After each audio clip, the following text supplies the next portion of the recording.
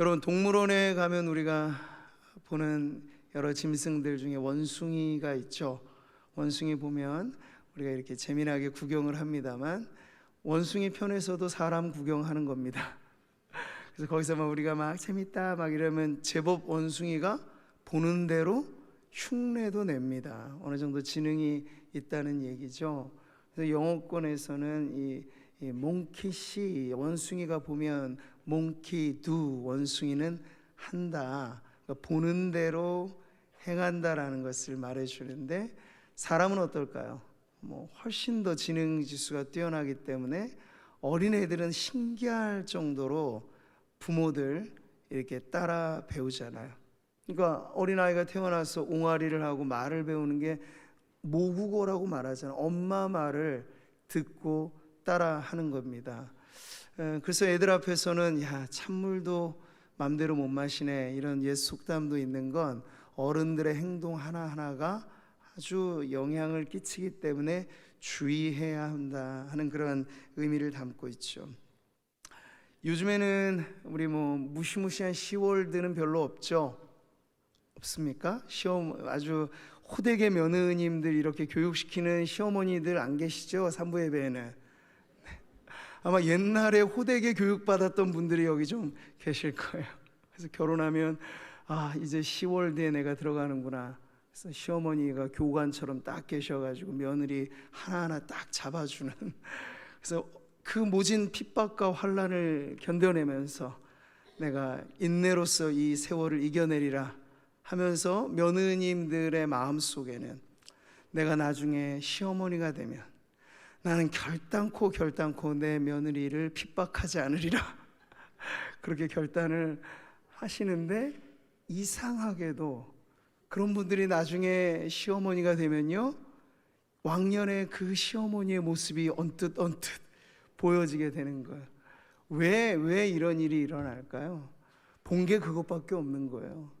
시어머니라고 이렇게 본 그 대상이 그분밖에 없기 때문에 내가 나중에 시어머니가 되면 나도 모르는 새 그게 배어져 나오는 것이죠. 다 이런 원리입니다. 그래서 금묵자흑이라 하고 유유상종이라도 하잖아요. 그 사람을 알려거든 그 사람의 가장 친한 친구를 보면 압니다 하는 말도, 우리가 사회적인 존재로서 서로 간에 가까운 곳에서 내 동서남북 방에 내 주변에 가장 가까운 사람이 나에게 가장 많은 영향을 끼칠 가능성이 있다는 얘기죠. 그래서 바로 이렇게 우리는 영향을 주거니 받거니 하며 삽니다. 지난 시간 우리는 바울의 빌립보서를 통해서 바울이 이 원리를 교회에 적용할 때, 건강한 교회는 어떤 교회냐, 본보기가 될 만한 좋은 귀감이 많은 교회라 가르치는 거죠. 그래서 본보기가 될 만한 분들을 또 많은 성도들이 본받아 가면서 그렇게 거룩한 변화가 일어나는 교회가 건강한 교회다, 이걸 가르쳐 줬던 겁니다. 그래서 겸손한 마음에 그러나 담대함을 잃어버리지 않고 바울은 말하기를, 형제들아 너희는 함께 나를 본받으라 는 이 말씀을 준 것이에요. 이게 공동의 모방자라는 아주 독특한 표현을 담고 있다고 했죠. 근데 바울의 어떤 걸 모방하라는 얘기입니까? 생김새, 말투, 옷 입는 스타일, 그게 아니고요, 이 바울 안에 있는 열정, 그리스도를 내가 본받는 자 같이 너희는 나를 본받는 자가 되라 하는 바로 그 그리스도를 향하는 열정을 본받으십시오 하는 말이에요. 그래서 바울 자신만 말한 게 아니었죠. 빌립보 교회에 디모데라든지 에바브로디도라든지 모범적인 성도는 어디에나 있습니다. 물론 문제의 성도도 있겠지만요. 그럼 우리의 관심이 누구를 눈여겨보라고 바울은 말합니까? 이런 사람들, 그리스도를 본받아 변해가는 거룩한 성도들을 본보기로 본받아가면서 살아갈 때 성숙한 신앙으로 자라가게 된다 하는 그 말씀이 우리 지난주 설교의 내용이었습니다. 자, 오늘의 본문은 바로 그 지난주의 내용과 딱 이어지는 대목에서 교회에 긍정적인 본보기만 있으면 참 좋겠는데, 우리 주변에는 부정적인 본보기도 적지 않아서 조심하여 깨어있지 않으면, 앞서도 제가 말씀드렸잖아요, 엄하고 좀 혹독한 시어머니 밑에서 모진 시집살이한 며느리가 나중엔 그 시어머니 닮아가는 것처럼 우리 안에 그런 변화가 대물림되고 계속해서 악순환이 일어날 수 있으니 어떻게 하면 우리가 절대로 본받아서는 안 될 사람들을 알아 그렇게 피해갈 수 있겠는가 하는 게 바로 오늘 본문의 내용입니다. 자, 여러분, 우리가 바울 서신을 지금 살펴보면서 이 서신의 특징을 알게 돼요. 제가 오늘 이제 다음 주까지 하면 빌립보서 3장을 마무리를 할 텐데 매우 이 절절 하나하나를 그냥 쉽게 다루지 않죠. 이 바울의 서신이 가지고 있는 논리성이 아주 촘촘하기 때문에 그렇습니다. 그냥 건성으로 읽어서 다 이해되지가 않아요. 문맥을 살펴야 되고 단락과 단락을 보고 절과 절 사이의 행간의 의미까지도 봐야 이 말씀의 진의가 무엇인가가 나오죠. 그래서 바울은요, 접속사 하나도 그냥 대수롭지 않게 사용하는 게 아니고 꼭 필요한 때 그 단어를 쓴다는 말이죠. 근데 오늘 우리가 지금 이 본문의 말씀을 읽을 때 한글 번역은 이 접속사를 생략했어요. 매끄러운 번역을 위해서. 근데 우리가 이 번역까지를 집어넣고 읽으면 조금 더 의미가 살아날 텐데 바로 그리스어로 가르라고 하는 접속사, 왜냐하면이라는 뜻의 접속사가 바로 오늘 본문 18절 앞에 있는 겁니다. 그래서 우리가 18절을 다시 읽어볼 때 제가 왜냐하면 이를 붙여보면 여러분이 같이 읽으면 의미가 나오겠죠. 같이 봅니다. 왜냐하면 내가 여러 번 너희에게 말하였거니와 이제도 눈물을 흘리며 말하노니 여러 사람들이 그리스도의 십자가의 원수로 행하느니라. 아멘. 그 이유가 여기 나오는 거예요. 이건 부정적인 모델들이 우리 주변에 너무 많아서 많은 사람이 십자가의 원수로 행하고 있는 그 세상 속에 교회라고 예외가 아니겠죠. 교회 안에도 침투해 있는 십자가 원수들이 있기 때문에 정신을 바짝 차리고 본받아 마땅할 신앙의 귀감을 눈여겨 보아야 한다고 그 이유를 더 확실하게 알려주고 있는 겁니다. 이런 말씀을 대할 때 어떤 성도님은 목사님 걱정하지 마세요. 저는 뭐 이래도 저래도 아주 우직하게 제 마이웨이를 잘 걷고 있습니다. 마치 본인 스스로는 중립지대에 있는 양 생각하실 수 있는데 신앙의 세계에 있어 사실 중립지대란 없어요. 그리스도 편에 서느냐 아니면 그 반대에 서 있느냐, 멸망의 길을 가느냐 영원한 생명의 길을 가느냐, 우리는 모호하게 중립지대를 생각하기 쉽지만 그러지 않다는 거죠. 좋은 본보기를 많이 봐야 좋은 영향을 받는 것이고 나쁜 본보기들이 가득하면 어쩔 수 없어요. 보고 배운 게 다 나쁜 거면. 여러분 만약 아주 극단적인 얘기겠지만 여러분 조폭의 세계를 생각해 보세요. 뭐 말하는 것 하나하나 방식 하나하나가 다 거친 그 세계에 내가 들어가 있는데 나는 양반인데 나는 선비인데 절대로 그렇게 나는 영향 안 받습니다. 그럴 수가 없다는 얘기죠. 안 좋은 본보기에 나쁜 영향을 받게 됩니다. 그래서 오래된 이 사자성어, 고사성어 중에 성인 3인성호라는 말도 있잖아요. 세 사람이 작당만 하면 없는 호랑이도 만들어냅니다. 그 세 사람 사이에 순진한 사람 하나 들어가 있으면 이 사람 속여내는 거는 일도 아닌 거죠. 그래서 여러분 언제나 사기꾼은 집단으로 행동합니다. 그걸 잘 아셔야 돼요. 영적인 사기꾼이 누구예요? 이단이죠. 이단은 여러분 결코 무작정 덤벼들지 않습니다. 오히려 정통의 교회보다도 겉모양의 열심으로 말하자면 이단이 더 치밀해요. 한 사람을 낚아가기 위해 엄청난 계획을 세우고 그 한 성도 꿰내가려고 여러 명이 작당 모의를 해서 시간을 내 공을 들여서 결국에는 빼내가는 게 지금 이단의 전략이라고 하는 거예요. 자, 우리가 사랑하는 이 세상이 어디 세 명이 거짓말 만들어내는 세상입니까?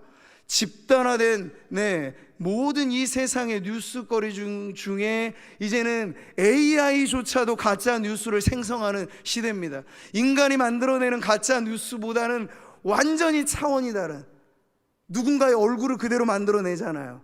그 사람이 실제로 그 일을 안 했음에도 불구하고 한 것인 양 위조 날조하는 그러한 가짜 뉴스 천진 세상에서 어떻게 우리가 올바른 분별을 가지고 살아가느냐, 이게 너무나 중요한 문제예요. 예수님께서 2000년 전에 이미 말세지 말에, 우리 예수님 가까이 오실 날이 다가올수록 여러분, 이 세상은 종말을 향하여 가고 있죠. 그걸 우리는 말세 때라고 말을 하는데, 그 징후로서 주님이 경고하신 내용이 여기 나와요. 이 두 구절을 우리가 연속해서 같이 한번 읽어보겠습니다. 거짓 선지자가 많이 일어나 많은 사람을 미혹하겠으며, 거짓 그리스도들과 거짓 선지자들이 일어나 큰 표적과 기사를 보여 할 수만 있으면 택하신 자들도 미혹하리라. 아멘. 미혹 꿰내겠다는 거죠. 근데 이게 그냥 약한 방식이 아니래요. 강력하게 작동한다는 겁니다. 그래서 주님이 이 말씀을 보세요. 원래 논리적으로 안 맞죠. 어떻게 주님이 택하신 성도가, 이 택함 받은 성도가 멸망당할 수 있겠습니까? 누가 그리스도의 사랑에서 우리를 끊을 수 없잖아요. 그런데 심지어 이 거짓 그리스도들과 거짓 선지자들로 불리는 이단자들이 누구에게까지 손을 뻗느냐? 하나님 택하신 백성들에게까지도 손을 뻗어 할 수 있는 한 최선을 다해서 그들을 미혹하는 때가 온다는 얘기예요. 그게 사실 2000년 기독교 역사상 시대마다 많은 적 그리스도들이 있어 왔고, 많은 거짓 선지자들이 출몰해 왔고, 지금도 그렇잖아요. 여러분 아십니까? 한국이라고 하는 사회만큼 가짜 예수가 많고, 가짜 성령이 많고, 가짜 하나님이 많은 나라도 없다는 걸 말이죠. 하나님의 교회라고 하는 우리나라의 가장 큰 이단의 여러분 종파를 보세요. 오리지널 교주가 죽어서 떠났어요. 근데 그 부인이 이제 어머니 하나님이라고 자기를 행세하면서 그 교주를 대물림해서 여전히 하나님의 교회라는 이단이 득세하고 있는 걸 여러분 우리가 본다면, 이단의 현상은 결코 우리가 만만하게 대할 문제가 아님을 알 수 있습니다. 그 배후에는 결국 마귀가 있죠. 공중의 권세 잡은 자가 이 세상의 종교와 이 세상의 모든 수단과 방법을 가리지 않고 할 수만 있다면 택하신 자들도 미혹하려고 하는 그런 세상에서 여러분, 우리가 어떻게 하면 이 거짓 사람들을 조심하여 우리의 신앙을 지켜갈 수 있겠는가? 이건 결코 가벼운 주제가 아닌 것입니다.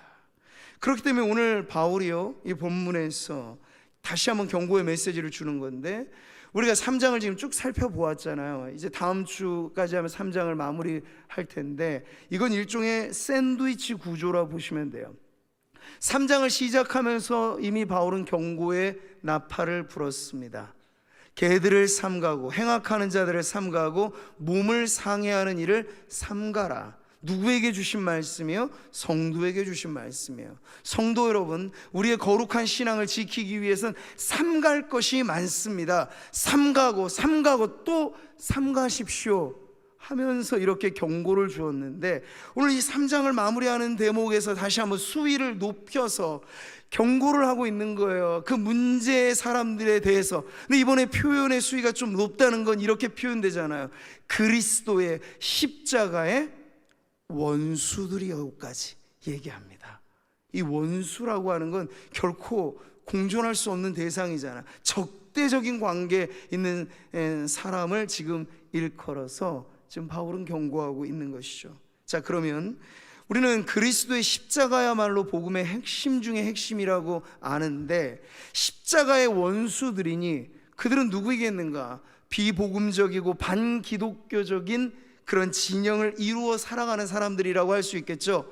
근데 오해하지 마십시오. 그들이 뭐 이상한 이단 사이비에만 있을 거라. 아니요, 아주 훌륭해 보이는 사회의 계층 속에서도, 매우 교양적인 부류에 속한 사람들 중에서도, 정치 지도자들 가운데도, 연예인 가운데도, 교육계 전문가들 중에도, 소위 인플루언스라고 요즘에 말하는 영향력 있는 사람들 중에도 비기독교 반복음적인 이런 거짓의 사람들, 말하자면 십자가의 반대편에 서 있는 원수들이 있다는 사실을 알려주고 있어요. 그래서 어떻게 하면 우리가 이 특징을 알아서 삼가고 조심하여 우리의 신앙의 성숙이 그리스도 반대편이 아닌 그리스도를 향하여, 표대를 향하여 여전히 달려가는 인생을 살 것인가 하는 그 부분에서 오늘 바울은 네 가지로 그 십자가의 원수들 특징을 보여주고 있습니다. 19절의 말씀이죠. 그들의 마침은 멸망이요 그들의 신은 배요 그 영광 그들의 부끄러움에 있고 땅의 일을 생각하는 자라. 아멘. 자, 우리가 그 특징을 이 순서적으로 살펴보게 되면 첫 번째, 십자가 원수들의 특징은 그 끝이 아주 자명하게, 아주 분명하게 멸망으로 향하고 있다고 알려주고 있습니다. 그러니까 바울은 지금 결론부터 사실 말하는 거예요. 그들의 모든 것들이 다양하게 표출되겠지만 결국 그 끝은 멸망으로 향하고 있다고 알려주고 있는 거죠. 여러분, 쥐과에 속하는 레밍이라고 하는 특이한 들짐승이 있죠. 이 레밍이라고 하는 떼는요 거의 주기적으로 3, 4년에 한 번꼴로 떼 죽음을 당해요. 누가 억지로 시키는 게 아니라 우두머리 앞선 리더 그룹이 우르르 몰려가면 수많은 레밍의 떼들이 바닥끝 절벽으로 떨어집니다. 후루룩 후두둑 떨어지면서 다 멸망을 당해버리는, 이 레밍의 집단 자살에 대해서 많은 생물학자들이 연구를 해도 분명하게 사실을 밝히지는 못해요. 그러나 아주 분명한 인과관계는 있다 하여서 그 두 가지 문제를 발견하는데, 바로 레밍이라고 하는 쥐떼가 가지고 있는 근시안의 문제입니다. 시력이 매우 나빠서 앞에 뒷공무니를 쫓아가면서 누가 달려가면 그냥 따라가는 거예요. 어디로 가 물어보면 좋은데 물어보지도 않고 따라가는 거예요. 그러다가 여러분, 벼랑 끝 절벽에 있으면 스톱하면 멈추면 되잖아요. 근데 이 레밍의 또 하나의 속성은 과속에 있어요. 속력이 한번 붙으면 못 멈춰요.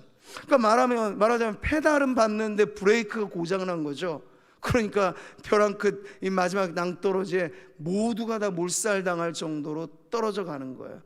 근데 왜 사회 심리학자들이 레밍이라고 하는 이 쥐떼를 이야기하냐면, 인간의 사회성 안에도 바로 이와 같은 레밍의 속성이 있어서 인간을 한치 앞을 내다보지 못하고 누가 뭐 하면 이게 이제 팬덤의 문화고 유행이라고 하는 이 세 속성의 가치인데, 묻지도 따지지도 않고 그냥 갑니다.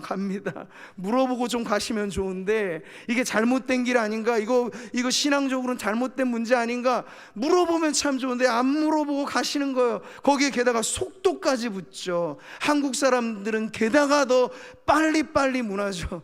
그러다 보니까 한번 문제가 생기면 완전히 돌이킬 수 없는 지경에 이르는 사회적인 재난급의 문제가 생겨난다 해서 레밍 효과라는 말까지도 쓰는 겁니다. 자, 바울과 같이 우리가 십자가 복음을 위한 열정으로 살아가면 그 끝은 영원한 생명, 영광스러운 면류관이, 승리자에게 씌워주는 그 월계관과 같은 면류관이 기다리고 있겠지만, 만약 십자가 반대편에서 비복음적이고 반기독교적인 삶에 살아가고 있다면 그 끝은 어디인가? 결론을 가르쳐주고 있는 거죠. 예수님께서 말씀하셨습니다. 선한 일을 행한 자는 생명의 부활로, 악한 일을 행한 자는 심판의 부활로 나오리라. 아멘. 혹여 기독교인 중에 착각하는 분들이 계세요. 예수 안 믿고 살다가 죽으면 그냥 소멸되는 거겠지. 여러분, 소멸이란 없어요. 인간의 존재가 그래서 고상하고 가장 가치 있는 것, 짐승을 아무리 우리가 애지중지 키워도 짐승은 영원한 존재가 아니에요. 생명의 호흡이 끝나면 끝입니다. 그러나 인간은 그럴까요? 아니요. 우리는 죽음이라고 하는 육체와 영혼의 이별 후에는 반드시 심판이 기다리고 있는데, 그 심판의 끝은 어디까지냐? 악인의 부활도 있다고 말씀하는 거예요. 근데 그 악인의 부활은 어디서 살아갈 준비를 하는 거냐면, 영원한 지옥, 그 형벌의 자리에서 살 수 있는 부활로서 나아가는 거예요. 그래서 여러분, 단테가 신곡을 쓸 때 지옥문에 쓰여진 글귀를 무시무시하게 적어놨잖아요. 여기 들어오는 자 희망을 버릴지어다. 희망 없는, 입구는 있지만 출구는 없는 그 지옥이라고 하는 곳에서 영원한 멸망에 참여하게 될 그 악인의 부활을 우리가 생각해 본다면, 이보다 더 끔찍한 인간의 운명이 어디 있을까 생각해 보게 되는 거죠. 그래서 바울은 십자가 원수로 행하는 자들의 결론부터 이렇게 명확하게 정리해 주고 있어요. 이 말은 그 길로 가지 말라는 뜻이죠. 자, 두 번째, 십자가 원수의 특징, 그들은 거짓된 신을 숭배하는 사람들입니다. 카일 아이들먼이라는 사람이 이 현대에 존재하는 수많은 우상 덩어리들에 대한 그런 보고를 책으로 썼어요. 거짓 신들의 전쟁이라 하여서, 무슨 우리는 일본의 사람들이, 인도의 사람들이 인구 수만큼 신이 있다, 신주단지 모셔두고 하는 그런 우상으로만 생각하지만, 현대판 우상은 여러분 그러한 종류를 뛰어넘습니다. 그건 하나의 거대한 영향력이라고 할 수 있겠죠. 그래서 이 사람이 말하는 우상 중에 이런 우상이 있어요. 그 우상이 있는 신전의 이름은 쾌락의 신전이고, 그 우상의 이름은 바로 음식의 신이라고 불리는 우상이라는 거예요. 이 얘기를 들어보면 우리가 지금 살아가고 이 세상의 이야기네 라고 딱 들려지지 않습니까? TV 중에 얼마나 많은 프로그램들이 먹거리, 먹을 것에 대해 혈안이 되어 있는가를 보면 알 수 있어요. 많은 사람들이 SNS에 자신을 드러내는 어떤 게시에 얼마나 많은 내용들이, 나 이런 음식 먹었어, 식탁의 그림을 보여주고, 많은 사람들이 먹을 것에 혈안이 되어져 있는 시대, 내가 얼마나 개걸스럽게 짧은 시간에 많이 먹는가를 지켜봐 주세요 하면서 좋아요 엄지척을 눌러주는 그러한 유튜버들이 돈을 버는 시대, 간접적으로 나는 저렇게 못 먹는데 당신은 대단하게 식성이 좋네요 라고 존경을 표해주는 이런 시대. 성경은 말합니다. 그들의 신은 그들의 배라고 말하고 있죠. 이것은 바울 시대로 들어가서 보면 율법주의의 문제에 대한 지적이기도 해요. 유대인들은 아주 깐깐한 사람들이었습니다. 다른 의미에서 그들은 먹거리 하나도 율법적인 조항에 따라 부정한 음식, 정한 음식, 그 음식마저도 어떤 그릇에 담아서 먹느냐에 따라 이건 부정한 방식, 정한 방식. 근데 문제는 뭐냐면 그들이 그 예식을 지켰다는 자부심이, 나는 구원받았어, 내가 이 율법 조항을 지켰기 때문에 나의 구원은 안전해 라고 생각한다는 게 문제인 거예요. 그래서 바울의 이 복음의 기준에서 그것을 보게 될 때 그들은 진정 여호와 하나님을, 예수 그리스도를 믿는 것보다 자신의 절차를 믿는 거죠. 자신의 종교의 규례를 믿는 거죠. 자신의 행동을 믿는 거죠. 그래서 모든 율법주의의 결론은 자가구원인 거거든요. 행위구원론을 말하는 이단이 바로 오늘날에도 많이 있잖아요. 그러니까 그 문제, 자신의 배를 신으로 삼고 살아가는 이들이 바로 십자가의 원수들의 특징이라고 알려주고 있습니다. 자, 세 번째, 십자가 원수들은 부끄러운 영광을 자랑하는 사람들입니다. 이게 무슨 말일까요, 여러분? 여기서도 우리는 또 한번 율법주의의 문제를 봅니다.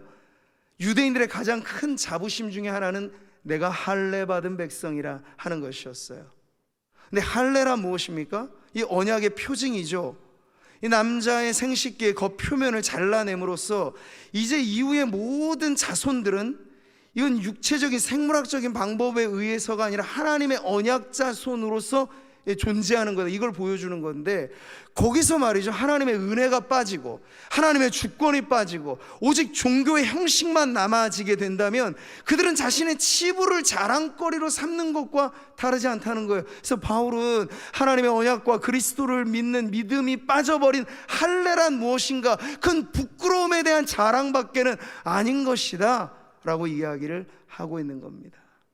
뿐만 아니라 이 십자가 반대편에 서 있는 원수들은 당시의 율법주의만이 아니라 초대교회로부터 발생했던 이단 중에 하나, 영지주의라고 하는 이단이 있습니다. 그들은 우리가 무언가 신비로운 깨달음에 이르렀으니 우리는 도덕법이나 어떤 종교의 형식에도 초월할 수 있다 해서 우리는 마음대로 자유롭게 살아도 된다.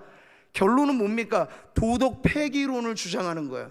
우리 마음대로 성적으로 쾌락과 광란의 분위기를 만들어내도 우리를 제어할 어떤 것도 없이 우리는 초월해 있으니 이렇게 살아도 된다라는 얘기죠.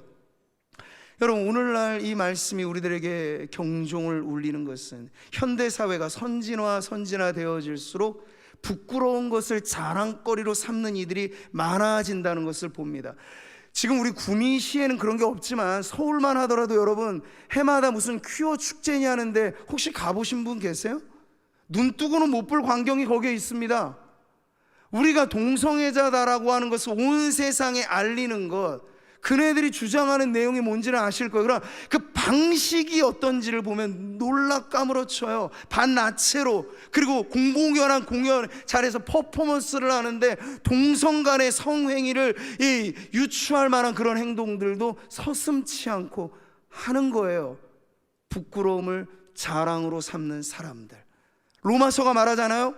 동성 간의 이 연애와 사랑은 순리로 쓸 것을 영리로 쓰는 부끄러운 죄악이다라고 분명히 말씀하지만 오늘날 사람들은 아니잖아요. 개인이 법이고 개인의 느낌과 내 감정이 전부인 사람은 성경의 권위와 기준보다도 내가 좋아서 선택한 것이 동성 간의 사랑이라면 당신이 무언데 그게 죄니 많이 말하는 것입니까?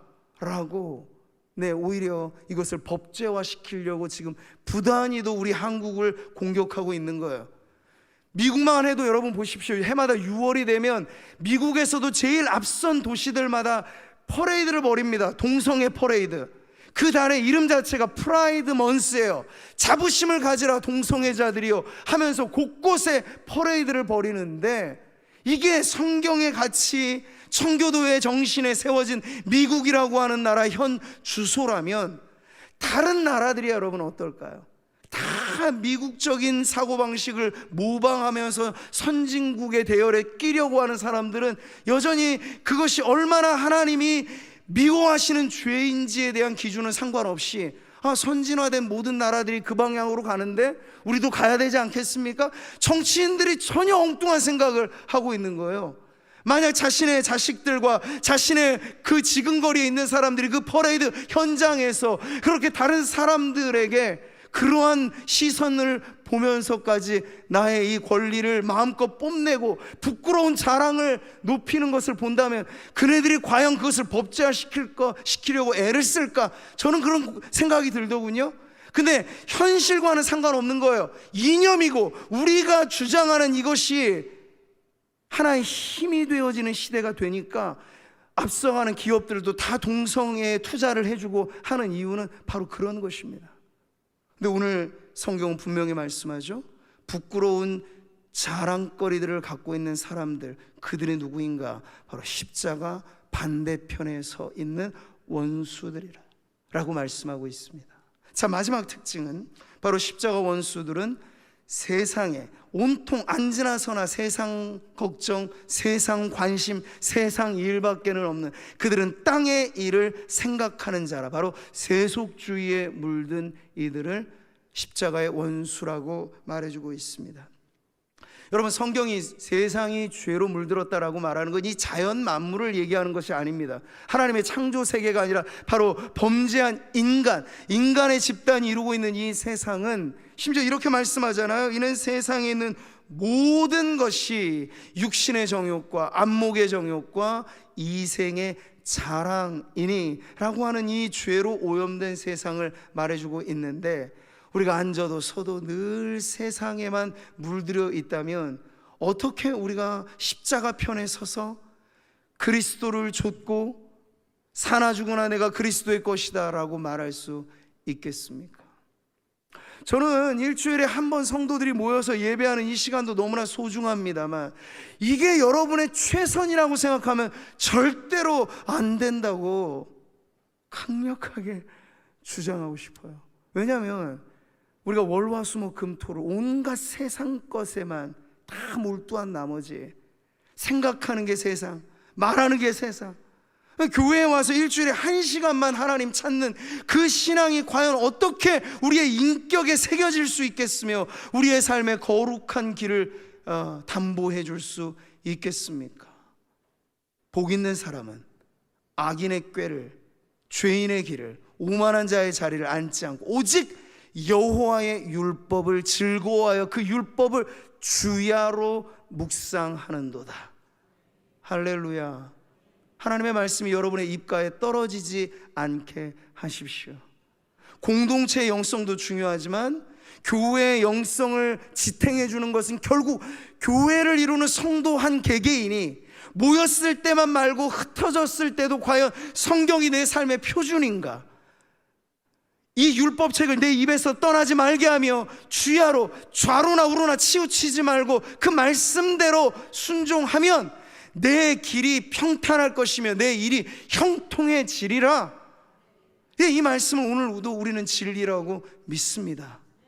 그러니 일주일에 한 번 성도들이 모여 예배하는 이 시간만에만 펼쳐지는 말씀으로 생활한다면 세상 것에서부터 우리가 온전히 자유로울 수 없을 것이나 우리의 모든 삶을 구속하신 그리스도의 그 은혜로 우리가 하나님의 말씀이 표준이 되는 삶을 이어가고자 힘쓴다면 오히려 세상을 선도적으로 변화시키는 거룩한 영향력이 성도들의 삶의 도처에서 일어나게 되리라 믿습니다. 오늘 이 말씀은 결국 하나의 구심점을 보여줍니다. 그리스도 십자가의 원수들이라 보여주는 이 네 가지 면들은 결국 인간 중심의, 자기 중심의, 욕망을 중심화 세상을 중심으로 한 그 특징을 보여주고, 이것은 정확히 그리스도 중심으로 살아야 할 성도들과 다른 편의 삶인 것을 알려주고 있습니다. 여러분, 안티크라이스트라는 말, 적 그리스도라는 말은 그냥 뿔 달린 무슨 이상한 기독교를 핍박하는 아주 흉악한 흉포한 어디죠 공산주의자들이나 혹은 극렬 이슬람들이나 이렇게만 여러분이 이해하시면 안 되고, 오늘날은 아주 세련된 문화화된 형식으로 반기독교적이고 비복음적인 일들이 일어나고 있어요. 그게 바로 안티크라이스트, 적 그리스도라고 말하는 것입니다. 미래의 어떤 한순간에 일어난 무슨 환란의 때에만 활동하는 사람들이 아니고, 이미 예수님이 말씀하셨던 그 당시 사도 바울이 활동했던 그 시대, 그리고 초대교회에 이어지는 오늘날까지 반기독교적이고 비복음적인 활동들은 끊임없이 이어져 왔습니다. 그 속에 얼마나 많은 사람들이 끌려갔으며 얼마나 많은 사람들이 참된 본보기가 아닌 거짓의 사람들을 닮아갔는지를 우리가 본다면, 오늘 우리가 살아가는 이 세상에서 다시 한번 우리가 바라봐야 될 표대가 무엇인가, 우리가 닮아가야 할 표준의 모델이 누구인가, 이것을 분명히 하셔야 하는 거죠. 이 말씀을 전하면서 바울은 그냥 전하지 않습니다. 어떻게 전하죠? 눈물로 호소하고 있습니다. 내가 여러 번 너희에게 말하였거니와 이제도 눈물을 흘리며 말하노니. 이건 단순한 수사학이 아닙니다. 바울은 두 부류 모두를 향하여 눈물의 메시지를 주는 거예요. 1차적으로는 성도들이겠죠. 예수님의 피값으로 구원받고 거룩하신 그 보혈에 온 몸과 마음이 새로워진 성도들이 다시 세상을 향하여 간다니, 이게 무슨 말인가? 탕자처럼 아버지 집 떠나서 배회하고 방황하는 이들을 바라볼 때 눈물로 호소하면서 돌아오라고 말씀을 하는 것이 이 바울의 심정에 묻어져 있어요. 그런데 여러분, 그게 끝이 아닙니다. 바울이 눈물로 호소하는 대상은 성도들만이 아니고 지금 우리가 그 특징지어 보았던 그리스도 십자가 반대편에 서 있는 그 원수들을 향하여서도 가슴을 치며 외치고 있는 거예요. 왜죠? 그 끝이 멸망이니까.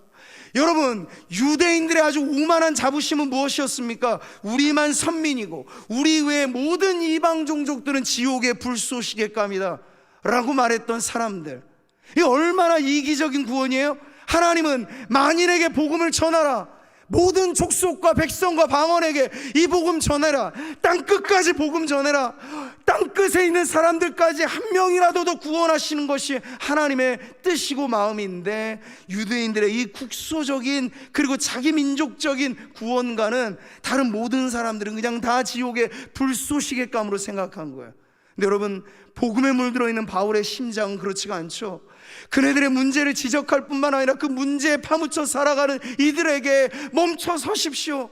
당신들이 열심히 달려가는 그 끝에 멸망의 구렁텅이가 있으니 지금 이 복음을 들을 때 멈추어 서서 다시 유턴하십시오. 십자가 반대편은 위험한 길이니 십자가로 향하십시오. 이렇게 외치는 거예요. 여러분, 바울이 가는 곳곳마다 바울을 제일 괴롭히고 핍박했던 사람, 결국은 바울을 순교의 자리까지도 그를 팔아버렸던, 고소했던 사람이 동족 유대인들이었습니다. 얼마나 철천지 원수 같은 사람들이에요? 근데 바울이 그 동족을 향한 애끓는 마음을 로마서에서 표현하기를 이렇게 말합니다. 같이 보세요. 나에게 큰 근심이 있는 것과 마음에 그치지 않는 고통이 있는 것을 내 양심이 성령 안에서 나와 더불어 증언하노니, 나의 형제 곧 고륙의 친척을 위하여 내 자신이 저주를 받아 그리스도에게서 끊어질지라도 원하는 바로라. 아멘. 이 바울의 들끓는 그 심장의 소리는 이것이에요. 자기를 그렇게 모질게도 핍박했던 이들이 동족이었고 유대인들이었는데, 그 유대인들이 하나님의 구원받은 백성들임을 자부하면서도 실제로 예수님을 거부하는 그들에게 이제 예수님을 믿게 된다면 얼마나 놀라운 은혜가 있겠는가 하여서 그는 표현하기를, 내가 그리스도에게 끊겨질지라도, 이건 있을 수 없는 얘기를 하는 겁니다. 누가 그리스도의 사랑에서 우리를 끊으리요? 끊을 수 없거든요. 근데 바울은 심지어 내가 혹 이 구원에서 끊어질지라도 내 동족이 구원받을 수만 있다면, 여러분 이 표현을 구약 성경에서는 모세가 하였죠. 금송아지 앞에서 광란의 분위기로 예배를 하였던 그 우상 숭배자들, 졸지에 하나님의 백성이 우상 숭배자들이 되어진 그 자리에서 이제 멸망당할 이스라엘 백성을 품에 안고 하나님 앞에 외치기를, 하나님, 주님의 생명책에서 내 이름이 지워지더라도 우리 동족을 주님께서 살려주십시오 하는 그런 간절한 마음의 중보의 그 마음을 신약에서는 바울이, 구약에서는 모세가 표현해주고 있는데, 이게 결국 예수님의 마음 아닙니까? 예수님을 누가 십자가에 못 박았나요? 네, 물론 저희들 다 포함해서 죄인들이 못 박았죠. 그 죄의 수치와 부끄러움을 담당하신 예수님을 손가락질하면서, 근데 예수님은 십자가 위에서 무엇을 말씀하셨습니까? 아버지여, 저들의 죄를 사하시옵소서. 그들은 자기가 죄인 줄도 알지 못하고 이 끔찍한 죄를 저지르고 있습니다. 바로 우리를 향하여 피 흘려 죽으시면서까지 하시는 주님의 말씀, 그 마음이 바로 여기에 담겨져 있는 것입니다. 사랑하는 성도 여러분, 오늘 이 말씀의 결론에서 이건 나와 다른 어떤 특별한 문제 있는 사람들에게만 적용되는 말씀이라 생각하지 마십시오.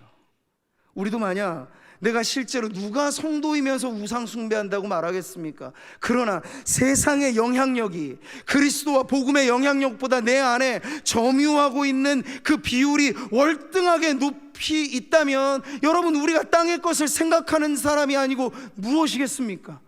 만약 우리가 정말 성경은 이것이 부끄러운 죄라고 말을 하였는데 그것을 떵떵거리며 자랑스럽게 말한다면, 우리의 부끄러움이 자랑거리가 되는 그 모습은 나와 무관하지 않을 것입니다. 온통 세상이 먹고 마시고 흥에 겨워 놀고 하는 이런 것으로 돌아가고 있는 이러한 시대에 우리도 거기에 편승해서 무엇을 먹을까, 무엇을 마실까, 이것에만 혈안이 되어 살아가게 된다면 그들의 신은 그들의 배요. 누가 여기서 자유로울 수 있겠습니까? 오늘 이 말씀은 성도된 우리 자신을 돌아보게 하면서, 하나님, 나는 십자가 반대편에 서 있는지, 아니면 나는 십자가를 품에 안고 십자가의 원수가 아닌 십자가의 전달자로 살고 있는지 하나님 앞에서 자신을 돌아보는 기회가 되시기를 바랍니다. 늦기 전에, 조금이라도 일찍. 그렇잖아요, 여러분? 의사가 암 진단을 할 때 더 이상 이게 진단되는 즉시 손 쓸 수 없는 지경에 이를 때가 가장 안타까운 순간입니다. 조금이라도 초기에 조금 발견됐으면 손 쓸 수라도 있을 텐데. 그러니 여러분, 성경은 우리에게 이 말씀, 복음의 경종의 메아리가 들릴 때마다 이 말씀을 듣고 돌아오라고, 십자가의 반대편은 위험하니 십자가로 돌아오라고 외치고 있습니다. 바울의 눈물은 하나님의 눈물이고, 그 눈물의 편지가 우리들에게 전해주는 것은 지금도 돌아오고 돌아오라 내 백성아 외치는 하나님의 마음인 것을 여러분 믿으시기를 바랍니다. 바울이 이 편지를 쓰기 전 그가 누구였습니까? 그가 십자가의 원수 아니었습니까? 내가 전에는 비방자요, 박해자요, 폭행자였으나 내 다메섹으로 가는 길에서 원정까지 가면서 예수 믿는 제자들 잡아 죽일 궁리를 한 사람이 바울이었습니다. 부활하신 주님이 그 길을 막지 않으셨더라면 그는 기필코 그 일을 하였을 것입니다. 그러나 예수님을 만나고 나자 전에는 비방자, 폭행자, 내가 십자가의 원수였는데 이제 긍휼에 풍성하신 하나님의 사랑이 나로 하여금 십자가밖에는 없는 인생으로 바꾸어 주신 겁니다. 여러분, 이것이 성도의 신앙이 아니고 무엇이겠습니까? 오늘 저와 여러분이 십자가 편에 있기를 바랍니다. 내가 그리스도와 그가 십자가에 못 박히신 것 외에는 아무것도 알기를 원하지 않는다. 그러나 내게는 우리 주 예수 그리스도의 십자가 외에 결코 자랑할 것이 없다. 십자가, 오직 십자가의 복음만을 전하는 것을 자신의 목숨값을 내서라도 감당하려고 했던 이 십자가의 사도와 같이 오늘 우리는 십자가의 성도가 되기를 소망합니다. 십자가의 원수에서 이제 십자가의 전달자로 살아가리라 하는 이 거룩한 소원을 품고 이번 한 주간도 우리에게 주신 이 삶을 기회로 하여서 그렇게 나를 구원하신 예수 그리스도를 자랑하며 우리의 자랑거리가 결코 부끄럽지 않은 영광스러운 고백이 되는 성도들 모두가 되시기를 주님의 이름으로 축복합니다.